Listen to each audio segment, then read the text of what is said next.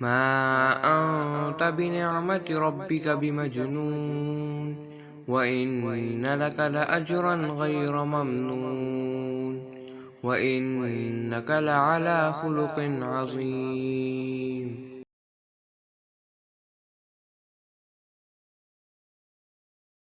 نحمده ونصلي على رسوله الكريم اما بعد فاعوذ بالله من الشيطان الرجيم بسم الله الرحمن الرحيم رب اشرح لي صدري ويسر لي امري واحلل عقدة من لساني يفقه قولي رب زدني علما اللهم فقهنا في الدين اللهم إني أسألك إيمانا لا يرتد ونعيما لا ينفد ومرافقة محمد صلی اللہ علیہ وسلم فی اعلیٰ جنت الخلد آمین یا رب العالمین۔ آج ہم پڑھیں گے رسول اللہ صلی اللہ علیہ وسلم کے فضائل اور خصائص۔ آپ کو یاد ہوگا کہ جب ہم نے سیرہ پڑھنا شروع کی تھی تو ہم نے مختصراً نبی صلی اللہ علیہ وسلم کے فضائل و خصائص کیے تھے۔ آج ہم تھوڑا انشاءاللہ ان کو مزید ڈیٹیل میں کریں گے۔ اللہ سبحانہ و تعالیٰ نے جو انسانوں کی رہنمائی کے لیے اس زمین پر پیغمبر بھیجے، ان میں سے 5 پیغمبر اولو العزم من الرسل تھے، اور وہ تھے نوح علیہ السلام، ابراہیم علیہ السلام، موسیٰ علیہ السلام، عیسیٰ علیہ السلام اور محمد صلی اللہ علیہ وسلم۔ اور پھر ان 5 میں بھی اللہ سبحانہ و تعالیٰ نے محمد صلی اللہ علیہ وسلم کو اپنا آخری پیغمبر بنا کر تمام انبیاء پر فضیلت عطا فرمائی۔ آپ کو اولاد آدم کا سید بنایا۔ آپ ہی قیامت کے روز سب سے پہلے اٹھیں گے، آپ ہی کو سب سے پہلے سفارش کی اجازت ملے گی اور آپ کی سفارش قبول ہوگی، اور آپ کے ہاتھ میں لواء الحمد ہوگا، یعنی اللہ کی حمد کا جھنڈا، اور آپ ہی جنت میں سب سے پہلے داخل ہوں گے۔ پہلا قدم جو جنت کی سرزمین پر پڑے گا وہ اللہ کے رسول صلی اللہ علیہ وسلم کا ہوگا۔ اور اسی طرح سے آپ صلی اللہ علیہ وسلم کی امت کو بھی تمام امتوں پر اللہ سبحانہ و تعالیٰ نے فضیلت عطا فرمائی، جیسا کہ اللہ تعالیٰ کا فرمان ہے کنتم خیر امت اخرجت للناس تأمرون بالمعروف وتنہون عن المنکر وتؤمنون باللہ۔ تم بہترین امت ہو جو لوگوں کی اصلاح کے لیے پیدا کی گئی ہے، تم نیک کاموں کا حکم دیتے ہو اور برے کاموں سے روکتے ہو، اور تم اللہ پر ایمان رکھتے ہو، اور اگر اہل کتاب ایمان لے آتے تو ان کے حق میں بہت بہتر ہوتا، ان میں بعض ایمان والے بھی ہیں مگر ان کے اکثر نافرمان ہیں۔ اسی طرح سے نبی اکرم صلی اللہ علیہ وسلم کا جو لینیج ہے، جو انتخاب ہے آپ کے قبیلے کا، وہ بھی سب سے جو افضل قبائل تھے ان میں آپ صلی اللہ علیہ وسلم مبعوث ہوئے۔ آپ صلی اللہ علیہ وسلم نے فرمایا بعثت من خیر قرون بنی آدم قرنا فقرنا حتی کنت من القرن الذی کنت فیہ۔ مجھے عہد بعہد بنی آدم کی بہترین نسلوں میں مبعوث کیا گیا، یہاں تک کہ میں اس نسل میں پیدا ہوا جس میں مجھے ہونا تھا۔ یعنی ہم نے شروع میں پڑھا تھا آپ صلی اللہ علیہ وسلم کا جو شجرہ نسب ہے نا، اس میں جتنے بھی جن حضرات کا اور ساتھ میں ان کی جن ازواج کا، بیویوں کا ذکر آتا ہے، وہ اپنے اپنے وقت کے اپنے اپنے قبیلوں کے بہترین انسان تھے۔ رسول اللہ صلی اللہ علیہ وسلم اس ذات سے نسب کے لحاظ سے بھی اعلیٰ ترین ہیں، اور پھر اسی طرح سے صفات کے اعتبار سے بھی قیامت تک آنے والے لوگوں کے لیے آپ بہترین نمونہ ہیں۔ اللہ سبحانہ و تعالیٰ کا فرمان ہے لَقَدْ كَانَ لَكُمْ فِي رَسُولِ اللَّهِ أُسْوَةٌ حَسَنَةٌ، یقیناً تمہارے لیے رسول اللہ صلی اللہ علیہ وسلم کی ذات میں بہترین نمونہ ہے۔ اسی طرح سے اب ہم یہ دیکھتے ہیں کہ آپ صلی اللہ علیہ وسلم کے جو فضائل و مناقب ہیں اور جو خصوصیات ہیں وہ کتنی طرح کی ہیں۔ ان کے بارے میں علماء نے لکھا ہے کہ آپ صلی اللہ علیہ وسلم کی خصوصیات 2 طرح کی ہیں، تشریعی اور تفضیلی۔ تشریعی یعنی وہ خصوصیات جو آپ کے لائی ہوئی شریعت کے احکام ہیں جو باقی انبیاء کرام کو نہیں ملے، وہ احکام آپ کے لیے مخصوص تھے، گزشتہ انبیاء کرام یا ان کی امتیں ان خصوصیات میں شریک نہیں ہیں۔ اور تفضیلی یعنی فضیلت سے فا ضاد لام، وہ خصوصیات اور ایسے فضائل و مناقب جو اللہ تعالیٰ نے صرف نبی کریم صلی اللہ علیہ وسلم کو عطا فرمائے اور ان میں دیگر انبیاء کرام یا آپ صلی اللہ علیہ وسلم کی اپنی امت بھی شریک نہیں ہے۔ اور یہ جو صفات ہیں تفضیلی، ان میں سے بعض کا تعلق دنیاوی زندگی سے ہے اور بعض کا تعلق آخرت سے ہے۔ اب ہم ایک ایک کر کے رسول اللہ صلی اللہ علیہ وسلم کی خصوصیات کو دیکھتے ہیں۔ آپ صلی اللہ علیہ وسلم نے فرمایا، اللہ تعالیٰ نے اسماعیل علیہ السلام کی اولاد سے کنانہ کو منتخب کیا، کنانہ کی اولاد سے قریش کو چنا، قریش کی اولاد سے بنو ہاشم کو برتری دی اور بنو ہاشم سے نبوت و رسالت کے لیے میرا انتخاب کیا۔ اسی طرح سے اللہ سبحانہ و تعالیٰ نے اپنے مختلف رسولوں کو مختلف انعامات سے نوازا ہے اور بعض کو بعض پر فضیلت بخشی ہے، جس طرح کہ اللہ سبحانہ و تعالیٰ سورۃ البقرہ کے تیسرے پاری کی شروع میں جو آیت آتی ہے، تِلْکَ الرُّسُلُ فَضَّلْنَا بَعْضَهُمْ عَلَى بَعْضٍ مِّنْهُمْ مَنْ كَلَّمَ اللَّهُ وَرَفَعَ بَعْضَهُمْ دَرَجَاتٍ، یہ سب رسول ہیں، ہم نے ان میں سے بعض کو بعض پر فضیلت دی، ان میں سے کچھ ایسے ہیں جن سے اللہ نے کلام کیا اور ان میں سے بعض کے درجے بلند کیے۔ اسی طرح سے اللہ سبحانہ و تعالیٰ سورہ النساء میں فرماتے ہیں نبی صلی اللہ علیہ وسلم کے حوالے سے، وَأَنزَلَ اللَّهُ عَلَيْكَ الْكِتَابَ وَالْحِكْمَةَ وَعَلَّمَكَ مَا لَمْ تَكُنْ تَعْلَمُ وَكَانَ فَضْلُ اللَّهِ عَلَيْكَ عَظِيمًا، اور اللہ نے آپ پر یہ کتاب اور حکمت نازل کی ہے اور آپ کو وہ کچھ سکھایا ہے جو آپ نہیں جانتے، اور آپ پر اللہ کا بڑا فضل ہے۔ اب ہم دیکھتے ہیں کہ رسول اللہ صلی اللہ علیہ وسلم کو اللہ تعالیٰ نے کیا کیا فضیلتیں عطا فرمائیں۔ سب سے پہلا آپ کا نام، ٹھیک ہے، پہلے ہم نے نسب کی بات کی نا، اب جب آپ اس دنیا میں تشریف لے آئے تو آپ کے ذاتی دو نام ہیں، محمد اور احمد۔ اور محمد نام کا ذکر اللہ سبحانہ و تعالیٰ نے قرآن مجید میں 4 مرتبہ کیا ہے، اور احمد کا تذکرہ ذکر 1 مرتبہ آیا ہے۔ آپ صلی اللہ علیہ وسلم کی ولادت کے 7ویں روز آپ کے دادا عبد المطلب نے قریش کو دعوت پر بلایا۔ جب سب لوگ کھانا کھا چکے تو انہوں نے پوچھا کہ آپ جس بچے کی وجہ سے یہ اتنی پرتکلف دعوت ہمیں دے رہے ہیں تو اس کا نام بھی تو بتائیے، اس کا نام کیا رکھا ہے؟ تو عبد المطلب نے کہا، میں نے اس کا نام محمد رکھا ہے صلی اللہ علیہ وسلم۔ تو مکہ کے لوگوں نے پوچھا کہ آپ نے کئی سارے جو خاندانی نام ہیں، جیسے ان کے تو نام اسی طرح ہوتے تھے نا، عبد العزیٰ، عبد المطلب، ابو لہب، اور رسول اللہ صلی اللہ علیہ وسلم کے اپنے والد کا نام عبداللہ تھا، تو یہ خاندانی نام چھوڑ کر یہ نیا نام کیوں رکھا؟ تو عبد المطلب کہتے ہیں کہ میں چاہتا ہوں کہ اللہ تعالیٰ آسمانوں میں اور اہل زمین میں اس کی تعریفیں فرمائیں۔ ایک بہت خوبصورت کتاب ہے سیرہ کی، رحمت للعالمین، سب کانٹیننٹ میں ہی لکھی گئی تھی، قاضی محمد سلیمان منصور پوری نے لکھی۔ تو وہ لکھتے ہیں کہ محمد اور احمد دونوں آپ صلی اللہ علیہ وسلم کے جو ذاتی نام ہے، ان کا مادہ ہا میم دال سے ہے، حمد سے، اور محمد کے معنی ہے کہ جس کی تعریف، جس کی حمد و ثنا اس زمین و آسمان میں سب سے بڑھ کر ہو رہی ہو، سب انسانوں سے بڑھ کر، ساری مخلوقات سے بڑھ کر اس انسان کی حمد سب سے زیادہ ہو رہی ہو۔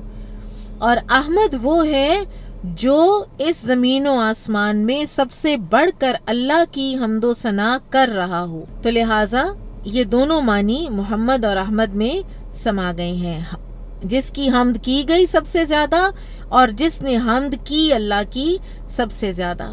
تو کتنا زبردست یہ نام ہے، کتنا معنی خیز، کتنا آنریبل، اور باقی دیگر انبیاء کرام کے نام گو کہ بہت خوبصورت وہ بھی نام ہے، اور ہمیں حکم ہے کہ ہم ان کے ناموں پہ نام بھی رکھیں، لیکن بہرحال آدم کے معنی ہے گندم گوں، یعنی ان کے کمپلیکشن کے حوالے سے ان کا نام رکھا گیا۔ نوح کے معنی آرام، اسحاق کے معنی ہنسنے والا، موسیٰ کا مطلب ہے پانی سے نکالا ہوا، اور عیسیٰ کے معنی ہے سرخ رنگ۔ اور رسول اللہ صلی اللہ علیہ وسلم کے جو نام ہیں ان کی تو شان ہی کچھ اور ہے۔ پھر اللہ سبحانہ و تعالیٰ نے رسول اللہ صلی اللہ علیہ وسلم کو رحمت للعالمین بنا کر بھیجا۔ اللہ سبحانہ و تعالیٰ خود سورۃ الانبیاء میں فرماتے ہیں وَمَا أَرْسَلْنَاكَ إِلَّا رَحْمَةً لِّلْعَالَمِينَ، اور اے نبی ہم نے آپ کو تمام جہان والوں کے لیے رحمت بنا کر ہی بھیجا ہے۔ اور آپ صلی اللہ علیہ وسلم کو خود اللہ سبحانہ و تعالیٰ نے رحمت للعالمین کے خطاب سے سرفراز فرمایا۔ اب آپ دیکھیے کہ آپ صلی اللہ علیہ وسلم کس طرح سے رحمت للعالمین ہیں۔ آپ صلی اللہ علیہ وسلم کی تعلیمات ایسی رحمت والی ہیں کہ جس سے بدترین دشمنیاں بھی دوستیوں میں تبدیل ہو جائیں۔ مثلاً قرآن میں آتا ہے ادفع باللتی ہی احسن فَإِذَا الَّذِي بَيْنَكَ وَبَيْنَهُ عَدَاوَةٌ كَأَنَّهُ وَلِيٌّ حَمِيمٌ، آپ برائی کو ایسی بات سے ٹالیے جو احسن ہو، تو آپ دیکھیں گے کہ وہ شخص جس کی آپ کے ساتھ دشمنی تھی وہ جگری دوست بن گیا ہے۔ اور پھر اسی طرح آپ دیکھیں کہ نبی صلی اللہ علیہ وسلم کی جو ریسزم کو ختم کرنے کی تعلیمات ہیں، پوری دنیا میں جس وقت ریسزم کا دورہ تھا، ریسزم کے بغیر تو کوئی سوچ ہی نہیں سکتا تھا کہ کسی قسم کی بھی کوئی سوسائٹی جو ہے وہ پنپ سکتی ہے یا آگے بڑھ سکتی ہے۔ تو ایسے میں رسول اللہ صلی اللہ علیہ وسلم کی تعلیمات کہ کسی گورے کو کالے پر، کسی کالے کو گورے پر کوئی فوقیت حاصل نہیں ہے سوائے اس کے کہ جس میں تقوی زیادہ ہو، ان اکرمکم عند اللہ اتقاکم۔ پھر آپ دیکھیے کہ رسول اللہ صلی اللہ علیہ وسلم کا عورتوں کے معاملے میں کیا رحمت کا معاملہ تھا۔ آپ فرماتے تھے فاتقوا اللہ فی النساء، عورتوں کے معاملے میں اللہ سے ڈر کے کام لینا، اللہ سے ڈرتے رہنا عورتوں کے معاملے میں۔ پھر اسی طرح سے تمام جو تعلیمات ہیں آپ صلی اللہ علیہ وسلم کی، حتیٰ کہ جو قتال فی سبیل اللہ کی تعلیم ہے وہ بھی رحمت پر مبنی ہے۔ پھر جو شراب اور جوئے کو منع کیا گیا، پھر جو وراثت کے قوانین بنائے گئے، پھر جو زنا کو منع کیا گیا، پھر جو زکوٰۃ کی تعلیمات دی گئیں، تمام تعلیمات جو ہیں وہ آپ صلی اللہ علیہ وسلم کو رحمت للعالمین بنانے کے لیے لائی گئیں۔ پھر اگلا مناقب آپ صلی اللہ علیہ وسلم کا کہ آپ سردار بنی آدم ہیں۔ اللہ تعالیٰ نے نبی اکرم صلی اللہ علیہ وسلم کو دنیا اور آخرت دونوں میں اولاد آدم کا سردار بنایا ہے۔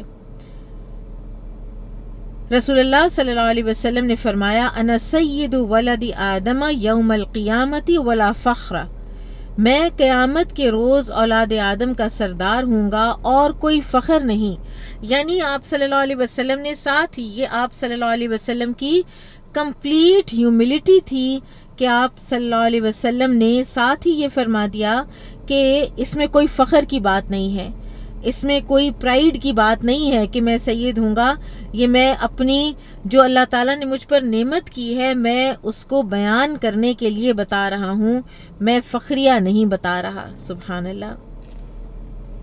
پھر آپ صلی اللہ علیہ وسلم کی ایک اور خصوصیت کہ آپ خاتم النبیین ہیں۔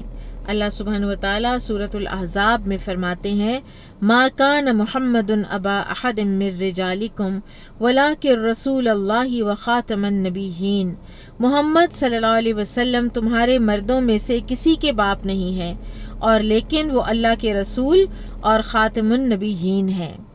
اور یہ آیت جو ہے یہ ختم نبوت کی نص ہے، یعنی اس کے بعد ختم نبوت کو چیلنج کیا ہی نہیں جا سکتا، اور جب آپ کے بعد کوئی نبی نہیں تو پھر تو رسول تو بالکل بھی نہیں۔ تو رسول کیونکہ رسول خاص ہوتا ہے اور نبی عام ہوتا ہے، تو لہٰذا جب عام کی نفی کر دی گئی تو خاص کی نفی تو خود بخود ہو گئی۔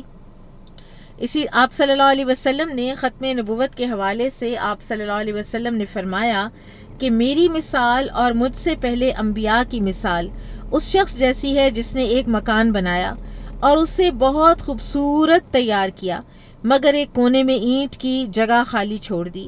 اب لوگ آ کر اس کے ارد گرد گھومتے ہیں اور اسے دیکھ کر خوش ہوتے ہیں اور پوچھتے ہیں کہ ایک اینٹ کیوں نہیں رکھی گئی؟ تو آپ صلی اللہ علیہ وسلم نے فرمایا کہ میں وہی اینٹ ہوں اور میں خاتم النبیین ہوں۔ پھر آپ صلی اللہ علیہ وسلم جن و انس دونوں کے رسول ہیں۔ تمام انبیاء اپنی اپنی قوم کی طرف مبعوث کیے جاتے تھے اور ان کا علاقہ جو ہوتا تھا بس وہ اسی علاقے کے لیے مخصوص نبی ہوتے تھے، جبکہ رسول اللہ صلی اللہ علیہ وسلم کو اللہ تعالیٰ نے یہ شان عطا فرمائی کہ آپ پوری انسانیت ہی کے نہیں بلکہ جنات کے بھی رسول ہیں۔ قرآن میں آتا ہے قُلْ يَا أَيُّهَا النَّاسُ إِنِّي رَسُولُ اللَّهِ إِلَيْكُمْ جَمِيعًا، کہہ دیجئے اے لوگو بے شک میں تم سب کی طرف اللہ کا رسول ہوں، سورۃ الاعراف۔ پھر اسی طرح سے آپ صلی اللہ علیہ وسلم نے فرمایا مجھے 5 چیزیں ایسی عطا کی گئی ہیں جو مجھ سے پہلے کسی نبی کو نہیں دی گئیں۔ ایک یہ کہ مجھے 1 مہینے کی مسافت تک روب کے ذریعے مدد دی گئی ہے، دوسری یہ کہ تمام روئے زمین کو میرے لیے مسجد اور پاک کرنے والی بنا دیا گیا ہے۔ اب میری امت میں جس شخص کو جہاں بھی نماز کا وقت آ جائے اسے چاہیے کہ وہیں نماز پڑھ لے۔ تیسری یہ کہ میرے لیے مال غنیمت حلال کر دیا گیا ہے جبکہ اس سے پہلے یہ کسی کے لیے حلال نہ تھا۔ چوتھی یہ کہ مجھے شفاعت کبریٰ عطا کی گئی ہے، اور پانچویں یہ کہ پہلے نبی خاص طور پر اپنی ہی قوم کے لیے مبعوث ہوا کرتا تھا، مگر میں تمام لوگوں کی طرف رسول بنا کر بھیجا گیا ہوں۔ اور جیسا کہ آپ جانتے ہیں کہ جنات کی رہنمائی کے لیے آپ صلی اللہ علیہ وسلم ہی رسالت کے منصب پر فائز تھے، یعنی جنات کی رہنمائی بھی آپ ہی کا فریضہ تھا۔ قرآن میں سورۃ الفرقان میں جو اللہ تعالیٰ نے فرمایا ہے نا تبارک الذی نزل الفرقان علی عبدہ لیکون للعالمین نذیرا، وہ ذات بڑی ہی بابرکت ہے جس نے اپنے بندے پر فرقان نازل کیا تاکہ وہ جہان والوں کے لیے ڈرانے والا ہو۔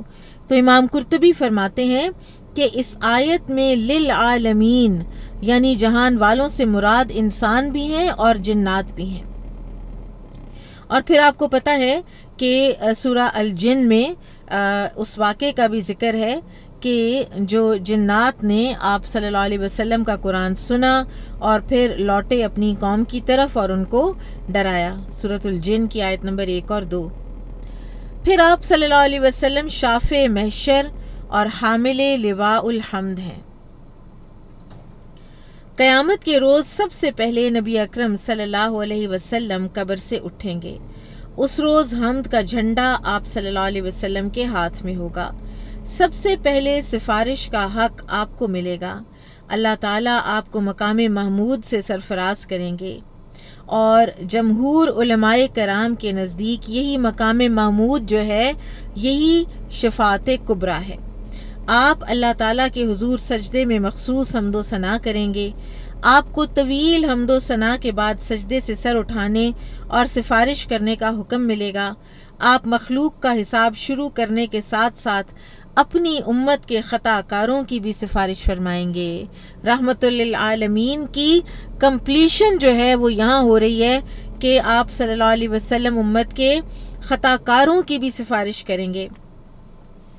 اس روز تمام انبیاء کرام آپ صلی اللہ علیہ وسلم کے جھنڈے تلے جمع ہوں گے، اور آپ صلی اللہ علیہ وسلم کی جو یہ بلند شان ہے اس کا قرآن میں تذکرہ ہے وَمِنَ اللَّيْلِ فَتَهَجَّدْ بِهِ نَافِلَةً لَكَ عَسَىٰ أَن يَبْعَثَكَ رَبُّكَ مَقَامًا مَحْمُودًا، اور رات کے کچھ حصے میں بھی آپ اس قرآن کے ساتھ تہجد پڑھیں، اس حالت میں کہ یہ آپ کے لیے زائد ہے، امید ہے کہ آپ کا رب آپ کو مقام محمود پر فائز کرے گا۔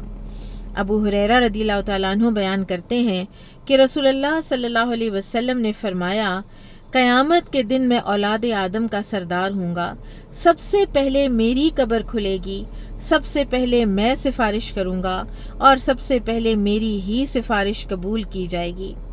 اسی طرح سے ابو ہریرہ رضی اللہ تعالیٰ عنہ کہ یہ بھی بیان ہے کہ رسول اللہ صلی اللہ علیہ وسلم نے فرمایا قیامت کے دن میں لوگوں کا سردار ہوں گا۔ کیا تمہیں علم ہے کہ ایسا کیوں ہوگا؟ اللہ تعالیٰ تمام اگلے پچھلے لوگوں کو ایک چٹیل میدان میں جمع کر دے گا۔ اس دوران میں پکارنے والا سب کو اپنی آواز سنائے گا اور ان سب پر اس کی نظر پہنچے گی۔ سورج بالکل قریب آ جائے گا، چنانچہ لوگوں کو اس قدر غم اور تکلیف لاحق ہوگی جو ان کی طاقت سے باہر اور ناقابل برداشت ہوگی۔ لوگ آپس میں کہیں گے تم دیکھتے نہیں کہ ہماری کیا حالت ہو گئی ہے؟ کیا کوئی ایسا مقبول بندہ نہیں جو اللہ کے حضور تمہاری سفارش کرے؟ پھر وہ ایک دوسرے سے کہیں گے کہ آدم علیہ السلام کے پاس جانا چاہیے۔ چنانچہ سب لوگ آدم علیہ السلام کے پاس حاضر ہوں گے اور عرض کریں گے آپ سب انسانوں کے باپ ہیں۔ اللہ تعالیٰ نے آپ کو اپنے ہاتھوں سے بنایا اور اپنی طرف سے خصوصیت کے ساتھ آپ میں روح پھونکی اور فرشتوں کو حکم دیا تو انہوں نے آپ کو سجدہ کیا، اس لیے آپ اپنے رب کے حضور ہماری سفارش کریں۔ کیا آپ دیکھتے نہیں کہ ہم کس مصیبت میں مبتلا ہیں؟ تو آدم علیہ السلام فرمائیں گے بلا شبہ آج کے دن میرا رب انتہائی غیظ و غضب میں ہے، وہ اس سے پہلے کبھی اتنا غضبناک نہیں ہوا اور نہ آئندہ کبھی ہوگا۔ میرے پروردگار نے مجھے درخت سے روکا تھا لیکن میں نے اس کی نافرمانی کی، اس لیے مجھے تو اپنی فکر پڑی ہوئی ہے، میں اپنی جان کی حفاظت چاہتا ہوں، لہٰذا تم کسی اور کے پاس جاؤ، تم نوح کے پاس جاؤ علیہ السلام۔ چنانچہ لوگ جو ہیں وہ نوح علیہ السلام کی خدمت میں حاضر ہوں گے اور عرض کریں گے کہ اے نوح علیہ السلام، آپ سب سے پہلے پیغمبر ہیں جو اہل زمین کی طرف مبعوث ہوئے اور اللہ نے آپ کو شکر گزار بندے کا لقب عطا فرمایا، آپ ہی ہمارے لیے اپنے رب کے حضور سفارش کر دیں۔ کیا آپ دیکھ نہیں رہے کہ ہم کس حالت تک پہنچ چکے ہیں؟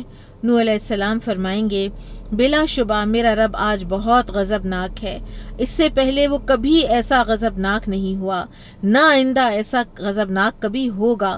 اللہ نے مجھے ایک دعا کی قبولیت کا یقین دلایا تھا تو وہ تو میں نے اپنی قوم کے خلاف کر ڈالی۔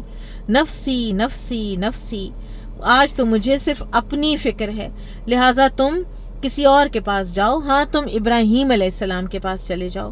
تو لوگ ابراہیم علیہ السلام کے پاس آئیں گے اور کہیں گے اے ابراہیم علیہ السلام، آپ اللہ کے نبی اور اس کے خلیل ہیں اور اہل زمین میں منتخب شدہ ہیں، لہٰذا آپ اپنے رب کی بارگاہ میں ہماری سفارش کر دیں۔ تو کیا آپ دیکھ نہیں رہے کہ ہم کس مصیبت میں مبتلا ہیں؟ ابراہیم علیہ السلام فرمائیں گے آج میرا رب بہت غضبناک ہے، اتنا غضبناک نہ وہ پہلے ہوا تھا اور نہ آج کے بعد ہوگا۔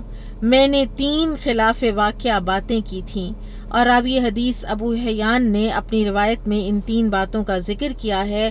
اور پھر ابراہیم علیہ السلام فرمائیں گے نفسی نفسی نفسی، مجھے تو اپنی فکر ہے، تم میرے علاوہ کسی اور کے پاس جاؤ، تم سیدنا موسیٰ علیہ السلام کے پاس جاؤ۔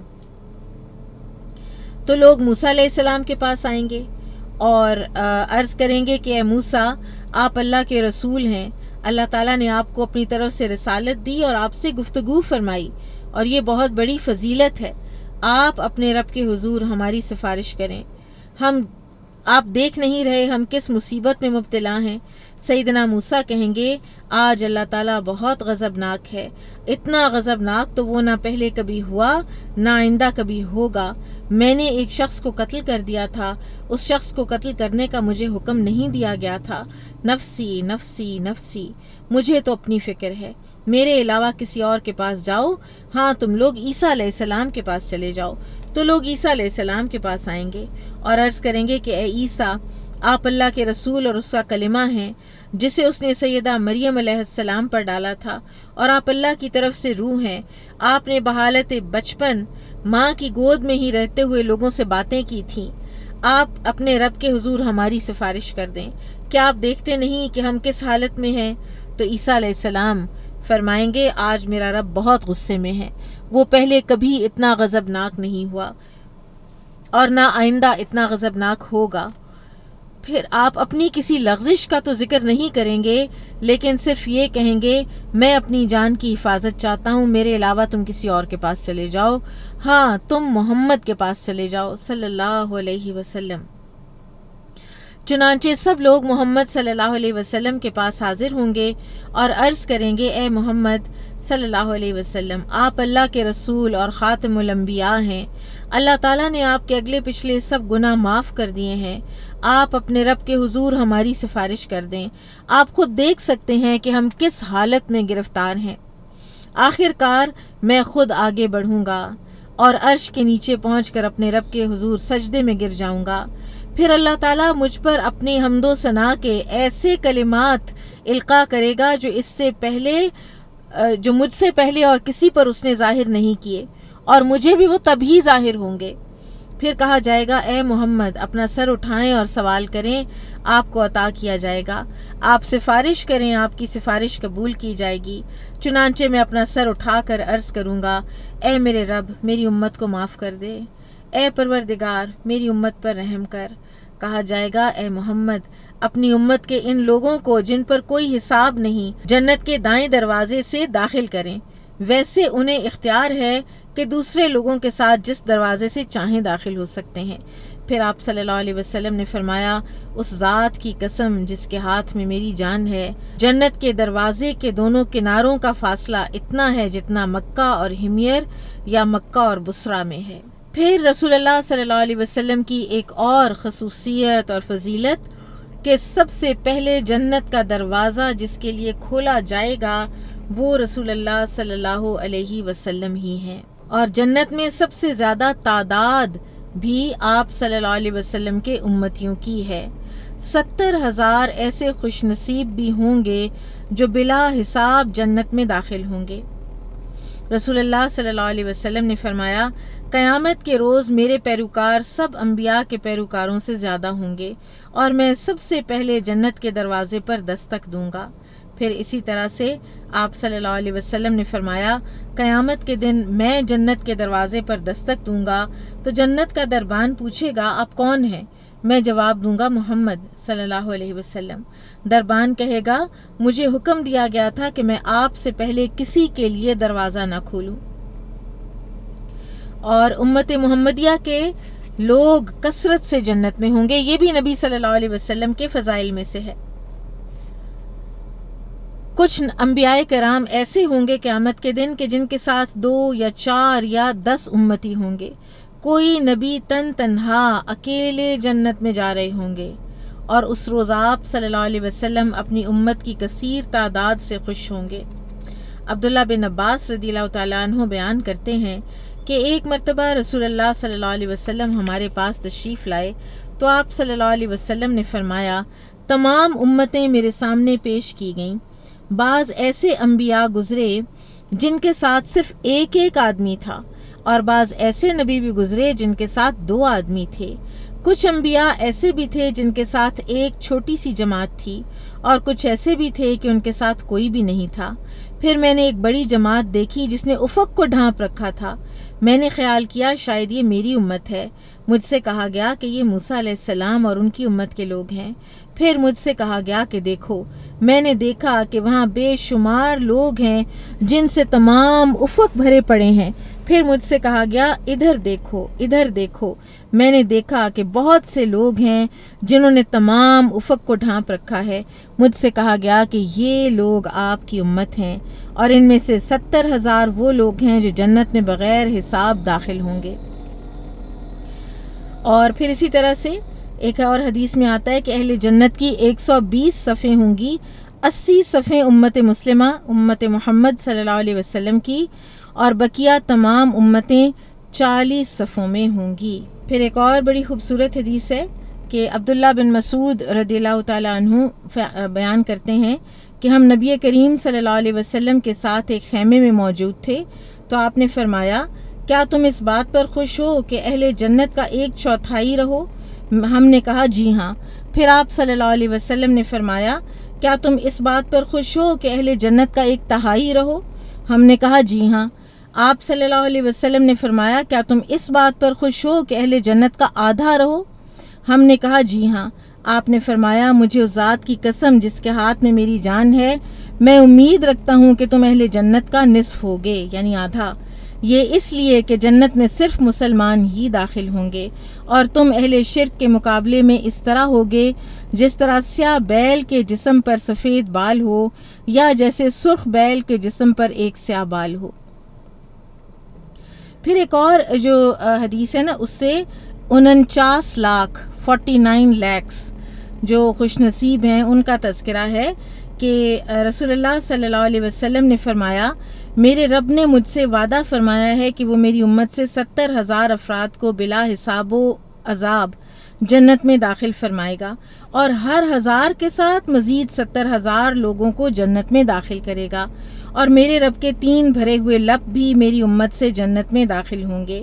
تو یہ جو 70,000 کے ہر 1000 کے ساتھ ایک 1000 ہے، ہر 1000 کے ساتھ مزید ایک 70,000 ہے، تو یہ 49 لاکھ بنایا گیا ہے۔ گو کہ بہت سے جو سیرت نگار اور شارحین حدیث ہیں وہ یہ کہتے ہیں کہ عربی زبان میں 70 کا جو لفظ ہے وہ کثرت کے لیے، بہت کثرت کے لیے استعمال ہوتا ہے، تو ہم اس کو 49 lakhs پر بھی محدود نہیں کر سکتے۔ اور اسی طرح سے ایک اور جو حدیث ہے اس میں جب نبی صلی اللہ علیہ وسلم نے فرمایا کہ میری امت سے 70,000 لوگ بغیر حساب کے جنت میں داخل ہوں گے، تو صحابہ نے عرض کی کہ یا رسول اللہ صلی اللہ علیہ وسلم یہ کون خوش نصیب لوگ ہوں گے؟ تو آپ نے فرمایا یہ وہ لوگ ہوں گے جو منتر سے جھاڑ پونک نہیں کراتے، نہ بدفعلی کرتے ہیں، نہ داغ لگواتے ہیں، اور صرف اپنے رب پر توکل کرتے ہیں۔ تو یا تو یہ پھر وہ ہائیسٹ لیول ہے توکل کا کہ جو بہت ہی کم لوگ ہونے ہیں، اور یا پھر یہ ہے کہ یہ کثرت کے لیے ہے، 70,000 میننگ کثرت۔ تو عکاشہ رضی اللہ عنہ نے جب سنا یہ تو کھڑے ہو گئے اور عرض کی کہ یا رسول اللہ آپ دعا فرمائیے کہ اللہ تعالیٰ مجھے ان خوش نصیبوں میں شامل کر دے۔ تو اللہ کے رسول صلی اللہ علیہ وسلم نے دعا فرما دی، اللہم اجعلہ منہم، اے اللہ اسے ان خوش نصیبوں میں شامل کر دے۔ اور ایک اور روایت میں ہے کہ آپ صلی اللہ علیہ وسلم نے فرمایا انت منہم، تم ان میں شامل ہو۔ تو یہ سن کر تو ایک اور جو صحابی تھے نا ان کے دل میں بھی تڑپ پیدا ہوئی، تو انہوں نے کہا یا رسول اللہ میرے لیے بھی دعا فرمائیے۔ تو آپ نے فرمایا سبقک بہا عکاشہ، عکاشہ تم سے بازی لے گئے، یعنی پہلے سابقون السابقون، جو پہلے کہہ جائے، جو پہلے مانگ لے اس کو مل گیا۔ پھر ایک اور حدیث میں ہے کہ میری امت سے ایک گروہ جنت میں داخل ہوگا جن کی تعداد 70,000 ہوگی، ان کے چہرے 14ویں رات کے چاند کی طرح روشن ہوں گے۔ صحیح مسلم کی حدیث میں آتا ہے کہ میری امت کے 70,000 یا 7 لاکھ افراد، اب یہ حدیث کے راوی بھول گئے کہ ایک راوی کو بھول ہوئی کہ پچھلے راوی نے کیا کہا تھا، ہاتھوں میں ہاتھ ڈالے اکٹھے جنت میں داخل ہوں گے، ان کے چہرے 14ویں کے چاند کی طرح روشن ہوں گے۔ اللہم ربنا جعلنا منہم۔ اچھا، پیچھے جو ہم نے حدیث پڑھی تھی جو فضیلت آپ صلی اللہ علیہ وسلم کی 5 چیزوں میں، اس میں جو صحیح مسلم کی روایت ہے اس میں 2 مزید اضافی خوبیوں کا بھی ذکر ہے کہ آپ صلی اللہ علیہ وسلم نے فرمایا تھا کہ مجھے جامع کلمات عطا کیے گئے ہیں اور میرے بعد انبیاء کے آنے کا سلسلہ ہمیشہ کے لیے ختم کر دیا گیا ہے۔ جامع کلمات، ایک تو یہ کہ قرآن بھی جو آپ کو دیا گیا نا وہ جامع الکلمات ہے، جوامع الکلم ہے۔ قرآن میں بھی بہت چھوٹی سی آیات میں کتنے بڑے بڑے مفہوم بیان ہوئے ہیں، اور پھر اسی طرح سے آپ صلی اللہ علیہ وسلم کی احادیث بھی کوئی بہت لمبے لیکچرز اور بہت چیزیں نہیں ہیں، تھوڑی بات اور ایسی بات کہ جس کی پھر شرح کرنے بیٹھیں تو کتنی کہاں سے کہاں پہنچے، کئی صفحات بھر جاتے ہیں، جیسے انما الاعمال بالنیات کی شرح ہی جو ہے وہ کہاں سے کہاں پہنچتی ہے۔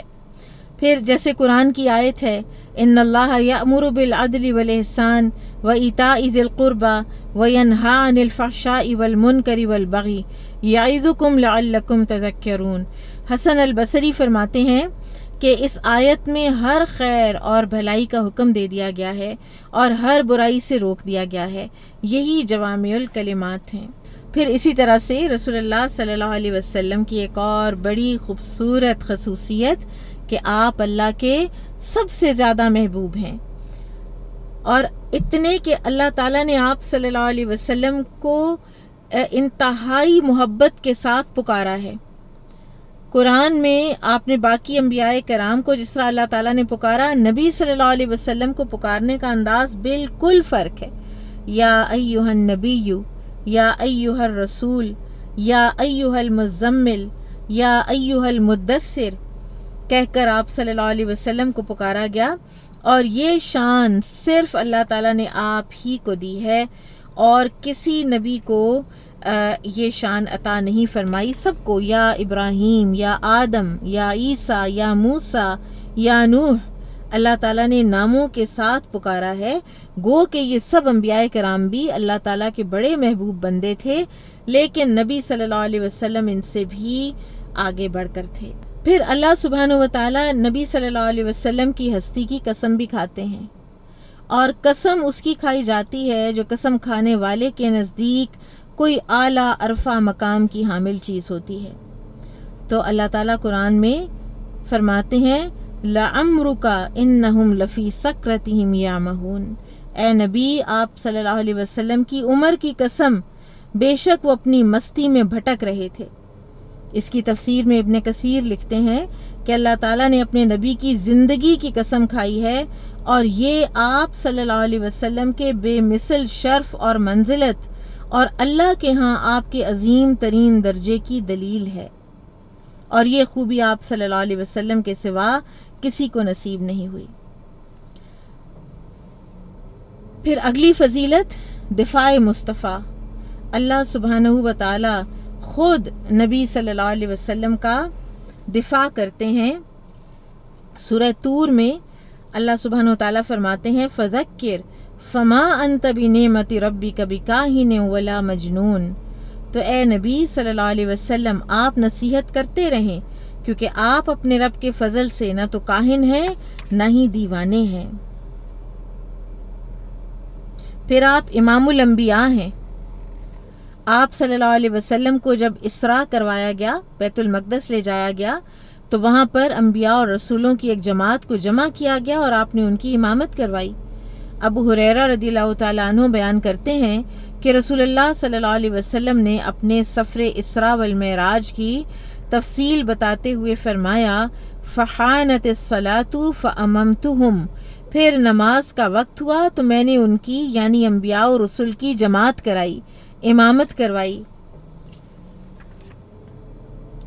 پھر آپ صلی اللہ علیہ وسلم کے لیے شجر و حجر بھی آپ کی محبت کا اظہار کرتے تھے۔ آپ صلی اللہ علیہ وسلم نے فرمایا میں مکہ کے ایک پتھر کو جانتا ہوں، وہ بعثت سے پہلے مجھے سلام کرتا تھا اور میں آج بھی اسے جانتا ہوں۔ پھر آپ صلی اللہ علیہ وسلم کا جو ذکر خیر اللہ نے بلند کیا وَرَفَعْنَا لَكَ ذِكْرَكَ، آج آپ صلی اللہ علیہ وسلم کا پیغام دنیا کے کونے کونے میں گھر گھر میں پھیل رہا ہے۔ کفار کی صدیوں کی کوششیں، 1450 سال کی کوششیں اور ان کے وسائل اور ان کی سازشیں اور ان کے دماغ، ہر چیز اس بات میں لگی ہوئی ہے کہ رسول اللہ صلی اللہ علیہ وسلم کے کردار کے اوپر کوئی کیچڑ اچھالیں، نعوذ باللہ۔ آپ صلی اللہ علیہ وسلم کی تعلیمات کو ہم ایسا کوئی بنا کر خوفناک دکھائیں کہ لوگ اس سے بھاگیں، اور اتنا ہی لوگ اس کے قریب آتے ہیں۔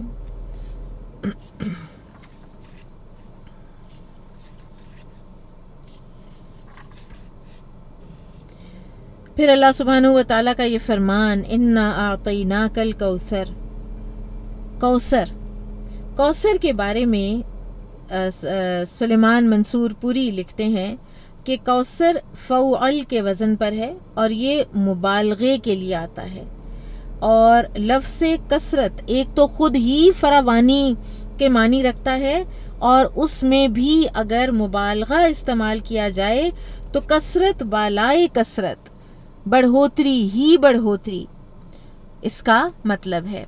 پھر اسی طرح سے حوض کوثر کے وجود کی تصدیق بھی ہمیں احادیث سے پتہ چلتی ہے۔ تو اللہ تعالیٰ نے جو اپنے نبی صلی اللہ علیہ وسلم کو کوثر عطا کی، تو کوثر کیا ہے؟ نمبر 1، ابن حجر رحمہ اللہ فرماتے ہیں کہ کوثر جنت کی ایک نہر ہے، اور یہ مبالغے کا لفظ ہے، اس نہر کو کوثر اس لیے کہا گیا کہ یہ پانی سے لبریز ہے، اس پر رکھے گئے پینے کے برتن لاتعداد ہیں، اس کی قدر و منزلت عظیم ترین اور خیر و برکت بے حساب ہے۔ اس کی دلیل انس رضی اللہ تعالی عنہ کی یہ حدیث ہے کہ جب نبی کریم صلی اللہ علیہ وسلم نے معراج کے موقع پر آسمانوں کی سیر کی تو آپ صلی اللہ علیہ وسلم ایک نہر پر آئے جس کے دونوں کناروں پر خولدار موتیوں کے ڈیرے لگے ہوئے تھے۔ آپ صلی اللہ علیہ وسلم نے پوچھا ما ھذا یا جبریل، یہ جبریل یہ نہر کیسی ہے؟ تو انہوں نے بتایا کہ یہ کوثر ہے۔ اسی طرح سے ابن عباس رضی اللہ عنہما سے مروی ہے کہ الکوثر سے مراد خیر کثیر ہے جو اللہ تعالیٰ نے آپ کو عطا کی ہے۔ اور سعید بن مسیب کہتے ہیں کہ کچھ لوگوں کا خیال ہے کہ کوثر جنت کی ایک نہر ہے اور یہ نہر دراصل اسی خیر کثیر کا ایک حصہ ہے جو اللہ تعالیٰ نے آپ کو دی ہے۔ پھر بعض نے کہا ہے کہ کوثر سے مراد اسلام ہے، پھر کوثر سے مراد کثرت امت ہے، کوثر سے مراد قرآن مجید ہے، کوثر سے مراد وہ کثیر فضائل اور آپ صلی اللہ علیہ وسلم کی تعریف اور وہ نعتیں ہیں جو نبی صلی اللہ علیہ وسلم کے لیے لکھی گئیں اور جو آپ صلی اللہ علیہ وسلم کی تعریفیں کی گئیں۔ اور اسی طرح سے کوثر سے مراد سید و کثیر الخیر بھی ہے، یعنی بے پایاں نیکیاں کرنے والا۔ سبحان اللہ۔ تو آپ صلی اللہ علیہ وسلم کثیر الخیر ہیں، کثرت سے نیکیاں کرنے والے، اور سید ہیں جو سب سے زیادہ نیکیاں کرتے ہیں۔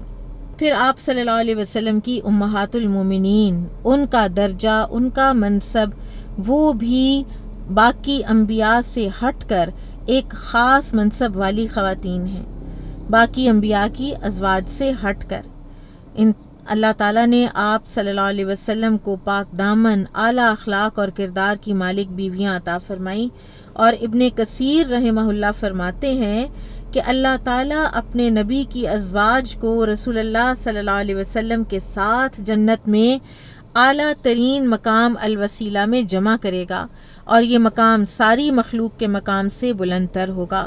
اور آپ جانتے ہیں کہ نبی صلی اللہ علیہ وسلم کی ازواج مطہرات امت کی مائیں ہیں، وَأَزْوَاجُهُ أُمَّهَاتُهُمْ، اور نبی صلی اللہ علیہ وسلم کے دنیا سے تشریف لے جانے کے بعد ازواج مطہرات کسی اور سے نکاح نہ کر سکتی تھیں اور نہ ہی انہوں نے کیا، وہ کر سکتی ہی نہیں تھی، ان کو حکم ہی نہیں تھا۔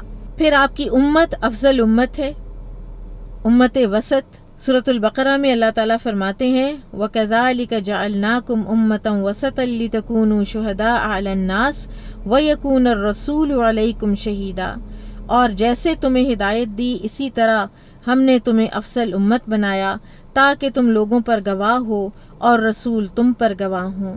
رسول اللہ صلی اللہ علیہ وسلم نے فرمایا قیامت کے دن نوح علیہ السلام کو لایا جائے گا اور ان سے پوچھا جائے گا کیا تم نے اللہ کا پیغام پہنچا دیا تھا؟ وہ کہیں گے ہاں اے میرے رب۔ پھر ان کی امت سے سوال کیا جائے گا کیا انہوں نے تمہیں اللہ کا پیغام پہنچا دیا تھا؟ تو وہ جواب دیں گے ہمارے پاس تو کوئی ڈرانے والا نہیں آیا۔ اے نوح تمہارے گواہ کون ہیں؟ تو وہ کہیں گے محمد اور ان کی امت میرے گواہ ہیں۔ پھر آپ صلی اللہ علیہ وسلم کو لایا جائے گا اور تم لوگ ان کے حق میں گواہی دو گے۔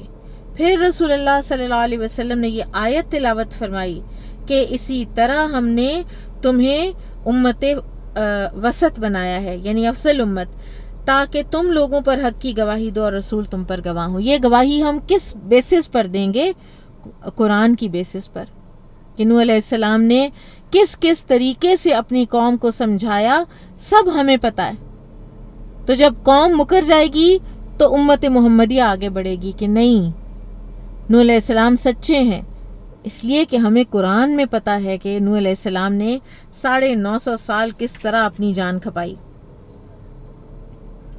پھر اسی طرح سے آپ صلی اللہ علیہ وسلم نے یہ بھی فرمایا کہ ہمیں لوگوں پر 3 طرح سے فضیلت دی گئی ہے، اور اس میں ایک ہے کہ ہماری صفیں فرشتوں کی صفوں جیسی بنائی گئی ہیں۔